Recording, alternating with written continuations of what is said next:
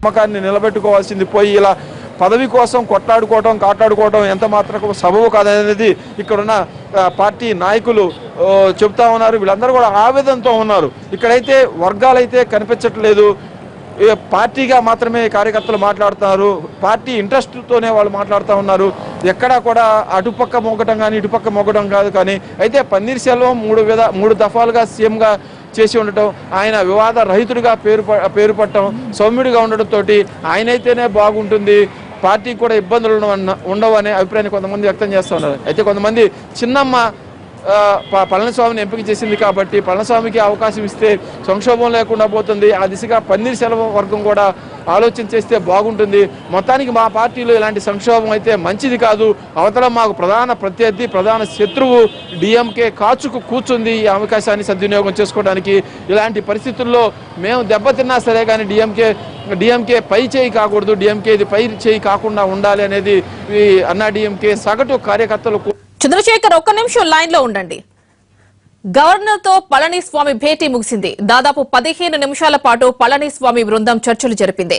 Majority ఎమ్మెల్యేలు తన వైపే ఉన్నారని పళనిస్వామి తెలిపారు. పళని వెంట దినకరన్, తంగమణి, వేలుమణి, సెంగొట్టియాన్ కూడా ఉన్నారు. కాసేపట్లో గవర్నర్ తన నిర్ణయాన్ని ప్రకటించే అవకాశం ఉంది.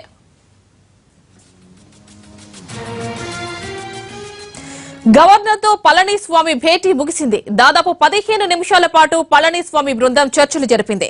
మెజారిటీ ఎమ్మెల్యేలు తన వైపే ఉన్నారని పళనిస్వామి తెలిపారు. పళని వెంట దినకరన్, తంగమణి, వేలుమణి, సెంగొట్టియాన్ కూడా ఉన్నారు. కాసేపట్లో గవర్నర్ తన నిర్ణయాన్ని ప్రకటించే అవకాశం ఉంది.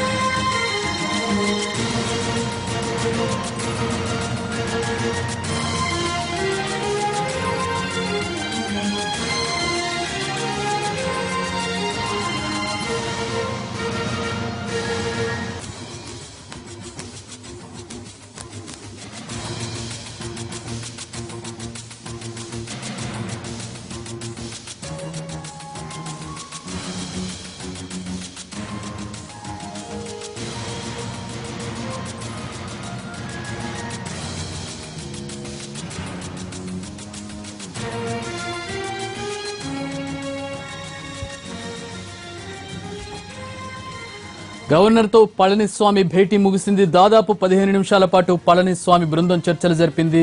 మెజారిటీ ఎమ్మెల్యేలు తన వైపే ఉన్నారని పళనిస్వామి తెలిపారు. పళని వెంట దినకరన్, తంగమణి, వేల్మణి, సెంగొట్టియాన్ కూడా ఉన్నారు. కాసేపట్లో గవర్నర్ తన నిర్ణయాన్ని ప్రకటించే అవకాశం ఉంది. దాదాపు పావు గంట సేపు గవర్నర్ తో భేటీ అవ్వడం జరిగింది. దానికి సంబంధించిన దృశ్యాలను మనం చూస్తూ ఉన్నాం. పళనిస్వామితో గవర్నర్ భేటీ అయ్యారు 15 నిమిషాల పాటు. ఆయనతో పాటు కీలకమైనటువంటి నేతలు కూడా ఉన్నారు. వారిలో సెంగొట్టియాన్ కూడా ఉన్నారు. తన వైపు మెజారిటీ ఎమ్మెల్యేలు ఉన్నందున తనకు అవకాశం ఇవ్వాలంటూ పళనిస్వామి గవర్నర్ను కోరినట్లుగా తెలుస్తుంది. మరికొద్దిసేపట్లో గవర్నర్ తన నిర్ణయాన్ని ప్రకటించే అవకాశం ఉంది. రైట్, మా ప్రతినిధి దినకర్ తమిళనాడు, చంద్రశేఖర్ రాజ్భవన్ దగ్గర ఉన్నారు. తమిళనాడు రాజ్భవన్ దగ్గర ఆయన నుంచి మరిన్ని వివరాలు అడిగి తెలుసుకుందాం. చంద్రశేఖర్, ఏంటి పరిస్థితి? ఎంతసేపట్లో నిర్ణయం ప్రకటించే అవకాశం ఉంది? చక్రి, మనం ఆ విషయాన్ని చెప్పే పరిస్థితి ఇప్పుడు కనిపించట్లేదు. పళనిస్వామి బృందం గవర్నర్ కలిసింది, ఆ భేటీ ముగిసింది. అయితే పళనిస్వామి బృందం ఇంకా రాజ్భవన్ దాటి బయటికి రాలేదు. అందరూ కూడా ఉత్కంఠగా ఎదురు చూస్తూ ఉన్నారు ఈ పరిణామాల మీద. ముగిసింది అంతా, గవర్నర్ నిర్ణయం ఇక తీసుకోవడానికి సమయం ఆసన్నమైంది. ఇంకాసేపట్లోన గవర్నర్ తన నిర్ణయాన్ని ప్రకటిస్తాడు. ఈ సంక్షోభానికి తెరదించుతారని ఆశిస్తున్న సమయంలోనే మళ్ళీ వీళ్ళు పళనిస్వామి బృందం రాజ్భవన్ కలవడంతో మళ్ళీ ఏం సమస్య రాబోతా ఉంది, ఎలాంటి ప్రతిపాదనతో వీళ్ళు వచ్చారనేది ఆసక్తికరంగా మారింది. ఇప్పుడైతే మన దగ్గర ఉన్న సమాచారం ప్రకారం పళనిస్వామి బృందం మరొకసారి గవర్నర్ కలిసి తమకు మద్దతు ఇస్తున్న ఎమ్మెల్యేల జాబితాను ఇచ్చి, బలం మాకే ఉంది, మా దగ్గర ఎమ్మెల్యేలు ఉన్నారు, వాళ్ళందరూ స్వచ్ఛందంగా నాకు మద్దతు ఇస్తున్నారు, స్వచ్ఛందంగా నన్ను శాసనసభ పక్ష నేతగా ఎన్నుకున్నారు కాబట్టి ప్రభుత్వ ఏర్పాటుకు అవకాశం ఇచ్చి సంక్షోభానికి తెరదించండి అని పళనిస్వామి బృందం కోరినట్టుగా తెలుస్తోంది. జాప్యం చేసే కొద్దీ రాజ్యాంగ సంక్షోభం తలెత్తడంతో పాటు తమిళనాడులో రాజకీయ పరిస్థితులు మారుతూ ఉంటాయి. ఇప్పటికే గత 10 రోజుల నుంచి కూడా పాలన స్తంభించిపోయింది. అపధర్మ ముఖ్యమంత్రిగా ఉన్న పన్నీర్ సెల్వం రాజకీయాల్లో మునిగి తేలిపోయారు. ఇబ్బందికరమైన పరిస్థితులు మేము చూస్తున్నాం కాబట్టి ఈ సంక్షోభానికి తెరదించి ప్రభుత్వ ఏర్పాటుకు ఆహ్వానించాలి, బల నిరూపణకు అవకాశం ఇవ్వండి కోరినట్టుగా తెలుస్తూ ఉంది. ఈ బృందం కొద్దిసేపట్లో బయటకు వచ్చిన తర్వాత గవర్నర్కు ఏ విషయంలో తమ విజ్ఞప్తిని ప్లీ చేశారో అది వెల్లడిస్తారు. ఈ విషయాలన్నింటినీ కూడా పన్నీర్ సెల్వం శిబిరం నిశ్చితంగా గమనిస్తూ ఉంది. వాళ్ళంతా కూడా గవర్నర్ మీద ఆశలు పెట్టుకున్నారు. గవర్నర్ మీద వీళ్ళంతా కూడా ఈ శిబిరంలో ఉన్న ఎమ్మెల్యేలంతా కూడా ఆత్మ ప్రబోధానుసారం ఓటు వేయదలుచుకుంటే నాకే వేస్తారనేది పన్నీర్ సెల్వం చెబుతున్నమాట. ఆయన మొదటి నుంచి కూడా ఎమ్మెల్యేలంతా కూడా తన పక్కనే ఉంటారు, తనకే మద్దతు పలుకుతారనేది పన్నీర్ సెల్వం ఆశిస్తూ ఉన్నారు. దాని మీద ఆయన నమ్మకం పెట్టుకున్నారు. ఆ విధంగా ఆయన ఎమ్మెల్యేలను అవతల శిబిరం నుంచి రప్పించే ప్రయత్నాలు కూడా పన్నీర్ సెల్వం వైపు నుంచి కూడా జరగలేదని మనం స్పష్టంగా చెప్పుకోవచ్చు. పన్నీర్ సెల్వం కేవలం తనకు మద్దతు ఇస్తున్న ఎమ్మెల్యేలతోటి మాత్రమే గవర్నర్ను వచ్చి కలవడం, గవర్నర్కి విజ్ఞప్తి చేయడం, అవకాశం ఇవ్వమని కోరడం మాత్రమే జరుగుతుంది తప్పించి బలవంతంగా ఎమ్మెల్యేని తన వైపు తెచ్చుకునే ప్రయత్నం కానీ రాజకీయ ఎత్తుగడలవి కూడా వేసినట్టుగా కనిపించట్లేదు. సహజంగా సౌమ్యంగా ఉండే పన్నీర్ ఈ విషయంలో ఎందుకు దూకుడుగా వెళ్ళలేకపోయాడనే ఆరోపణలు కూడా, విమర్శలు కూడా ఉన్నాయి. అయితే అన్నాడీఎంకేలో తలెత్తిన సంక్షోభం నాయకత్వం కోసం కాదు, మంచి పాలన కోసం, అమ్మ లెగసీని కొనసాగించడం కోసం మాత్రమే చెప్పడం కోసమే పన్నీర్ సెల్వం తన సహజ శైలికి భిన్నంగా వ్యవహరించడం లేదు. తాను ఇంతకుముందు ఎలాగైతే ఉన్నాడో ఇప్పుడు అలాగే ఉండాలి, అవకాశం వచ్చినా రాకపోయినా అన్న ధోరణితో ఉండడం వల్లనే అవతల శిబిరంలో సంక్షోభం సృష్టించడం కానీ, అవతల శిబిరంలో చీలిక తేవడానికి కానీ ఆయన వైపు నుంచి ప్రయత్నాలు జరగలేదనేది ఆయన వర్గం చెప్తా ఉంది. చక్రి, ఇప్పుడు పళనిస్వామి బృందం గవర్నర్ని కలిసిన తర్వాత గవర్నర్ వెంటనే నిర్ణయాన్ని తీసుకుంటారా లేదా అన్నది కూడా మనం చూడాల్సి ఉంది. ఎందుకంటే గత వారం రోజుల నుంచి ఇదే సంక్షోభం ఇదే విధంగా కొనసాగుతుంది. అయితే అన్నాడీఎంకే శశికళ శిబిరంలోనే 2 అభ్యర్థులు మారారు. మొదట శశికళను శాసనసభ పక్ష నేతగా ఎన్నుకున్నారు. ఆ సుప్రీంకోర్టు ఆమె అవినీతి కేసుకు సంబంధించి, అక్రమాలకు సంబంధించిన తీర్పు రాకముందే ఆమె తన మనసు మార్చుకొని పళనిస్వామిని శాసనసభ పక్ష నేతగా ఎన్నుకున్నామంటూ మరొక లేఖను గవర్నర్కు పంపించారు. ఈ నేపథ్యంలోనే మళ్ళీ ఆ శిబిరంలో ఎమ్మెల్యేలు ఎక్కువ మంది ఉన్న శిబిరంలో మార్పులు చేర్పులు చోటు చేసుకుంటాయన్న కోణంలోనే గవర్నరు ఆలోచన చేస్తున్నారా, లేకపోతే ఈ సంక్షోభాన్ని పెద్దదిగా మారిపోయి ఈ రాజ్యాంగ సంక్షోభంగా తలెత్తి ఇబ్బందికరమైన పరిస్థితులు తలెత్తుతాయా అన్న కోణంలో ఆలోచిస్తున్నారనేది గవర్నర్ ఆలోచిస్తున్నారనేది కూడా మనం చూడాల్సి ఉంది. ఎందుకంటే ఇక్కడ ప్రజా పాలన సాఫీగా సాగేలా చేయాల్సిన బాధ్యత గవర్నర్ మీద ఉంది.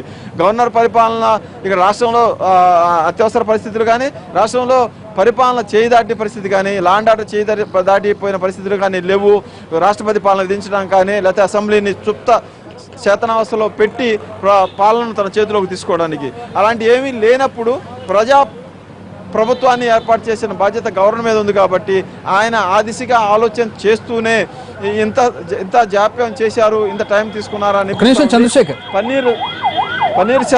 పన్నీర్ సెల్వానికి అవకాశం ఇస్తారా, పళనిస్వామికి అవకాశం ఇస్తారని చర్చలే నడుస్తున్న నేపథ్యంలో ఏటువైపు ఈ గవర్నర్ మొగ్గు చూపబోతున్నారు, ఏ విధంగా దీనికి ముగింపు పలకబోతున్నారు అనేది కూడా చూడాల్సింది. ఈ రెండు వర్గాలకు అవకాశం ఇస్తే అది ఎంతవరకు సబబు అవుతుందనేది కూడా ఒక వాదన వినిపిస్తూ ఉంది. ఎందుకంటే ఎమ్మెల్యేలు స్పష్టంగా కనిపిస్తున్నారు. ఒక పక్క మొగ్గు పళనిస్వామి వైపు ఉంది కాబట్టి అతనికే అవకాశం ఇచ్చి తీరాలనే వాళ్ళు ఉన్నారు. అలాగే పన్నీర్ సెల్వం సౌమ్యుడు అతను ఈ పార్టీని చీలిక అంటే తన వైపు ఉన్న ఎమ్మెల్యేలు మినహాయించి శశికళ వర్గంలో ఉన్న ఎమ్మెల్యేలను ఆకర్షించే ప్రయత్నం ఏది చేయట్లేదు, అప్రజాస్వామికంగా ఆయన వ్యవహరించట్లేదు కాబట్టి ఆయనకు అవకాశం ఇవ్వాలి అనే వాళ్ళు కూడా ఉన్నారు. ఇద్దరు నేతలు కూడా తమ బలం మీద విశ్వాసంతో ఉన్న నేపథ్యంలో ఇద్దరిని కాంపోజిట్ ఫ్లోర్ టెస్ట్కు అనుమతి ఇవ్వడం ద్వారా ప్రజలకు స్పష్టంగా గవర్నరు ఇక్కడ ఎటువంటి